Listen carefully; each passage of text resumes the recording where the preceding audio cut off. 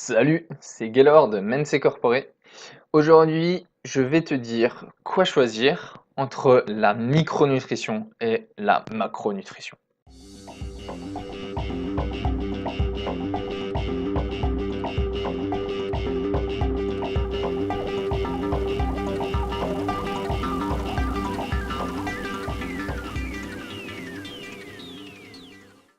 Alors, qu'est-ce qu'on devrait choisir entre la macro et la micronutrition? Alors, je pense que tu es en train de te dire, mais c'est quoi ce bazar? Pourquoi il faudrait choisir entre la micro et la macronutrition? C'est quoi le principe? À quoi ça sert? On va reprendre doucement, simplement. La micronutrition, c'est un domaine qui est dissocié de la macronutrition. C'est deux domaines totalement différents. C'est rattaché à la nutrition, mais ça ne touche pas exactement à la même chose. La micronutrition est rattachée à tout ce qu'on appelle les micronutriments. Donc, je te laisse aller regarder. J'avais fait récemment des vidéos là-dessus, sur la micro et la macronutrition, où j'explique un peu plus précisément à quoi ça correspond. Donc, en gros, après, tu t'en doutes, la macronutrition, c'est rattaché aux macronutriments. Voilà. Donc, les macronutriments, c'est ce qu'en général tu as, si tu regardes les étiquettes sur les produits alimentaires, c'est ce qui est marqué en fait derrière les paquets de produits alimentaires. C'est ça les macronutriments en fait. Donc, voilà, moi je vais te donner mon point de vue par rapport à tout ça. Parce que c'est une question qu'on se pose pas assez entre quoi choisir entre micro et macronutrition. C'est une question qu'on se pose pas assez parce que finalement on n'a peut-être pas besoin de se la poser.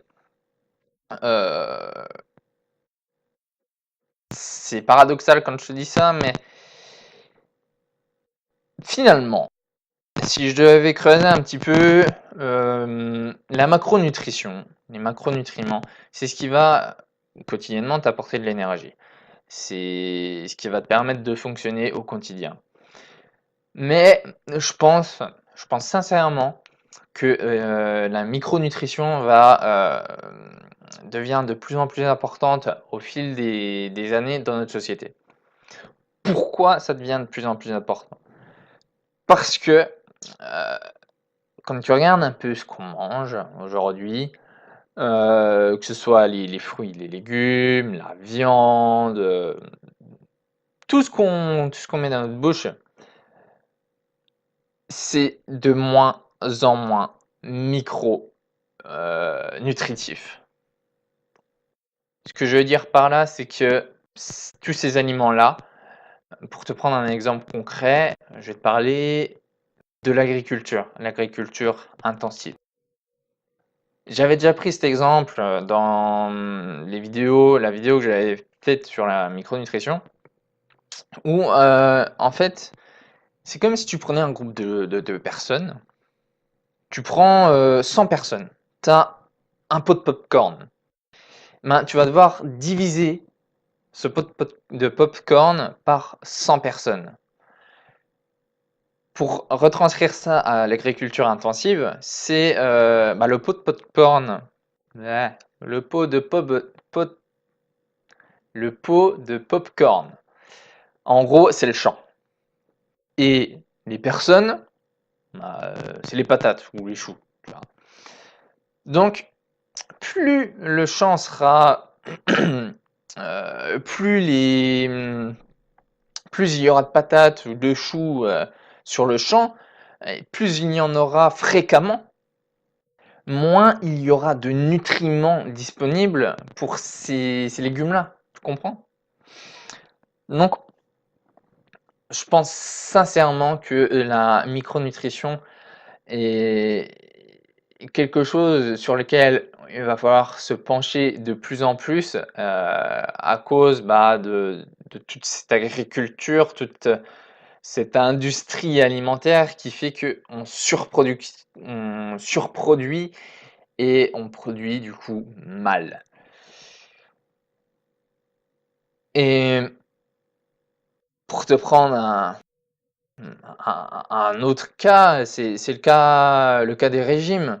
Quand tu suis un régime, tu as peut-être déjà fait cette bêtise-là de suivre un régime, eh ben, tu vas te restreindre dans ton alimentation. Alors, notre alimentation, elle est déjà pauvre en micronutriments. Alors, si tu te restreins à manger moins, je pense que, enfin, tu vois où je veux en venir. Les régimes sont souvent source de carence en micronutrition, en micronutriments. Et pour te prendre le cas de personnes, je pense, qui comprennent beaucoup l'intérêt de la micronutrition, je vais te parler des véganes. Alors bien sûr, il y a des véganes qui s'en foutent un peu, qui font leur vie, qui s'intéressent pas vraiment à la micronutrition. Mais je pense que quand tu as assez d'esprit critique pour foutre en l'air tout ce qui est viande et produits animaux, je pense que tu t'es quand même un minimum penché sur la question, j'ose espérer. Et dans le cas des véganes, je vais te parler de la cobalamine. Alors, la cobalamine, qu'est-ce que c'est? Parce que je crois que tu regardes un peu ton ordinateur avec des gros yeux. La cobalamine, c'est la vitamine B12. C'est de la vitamine B12 dont je te parle. Et la vitamine B12, elle est responsable de quoi? Elle est responsable en partie de la création de cellules et de la santé des cellules. Elle travaille en collaboration avec la vitamine B6 et la biotine. La biotine, c'est un peu le ciment entre les agglos, tu vois. Et le souci des véganes, c'est qu'ils ne mangent pas de vitamine B12.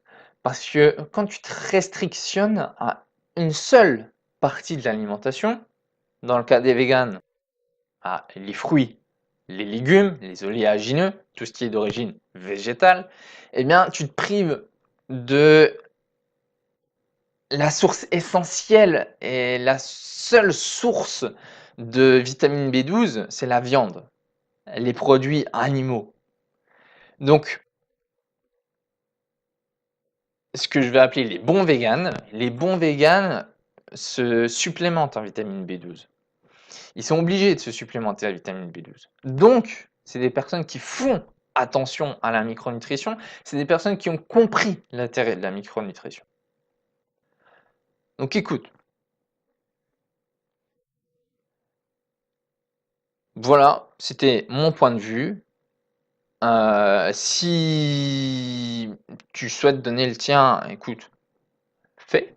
Et puis, si cette vidéo t'a plu, n'hésite pas à me le montrer.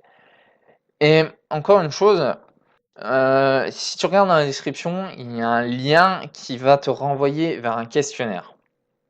Alors ce questionnaire, pourquoi je le mets à ta disposition?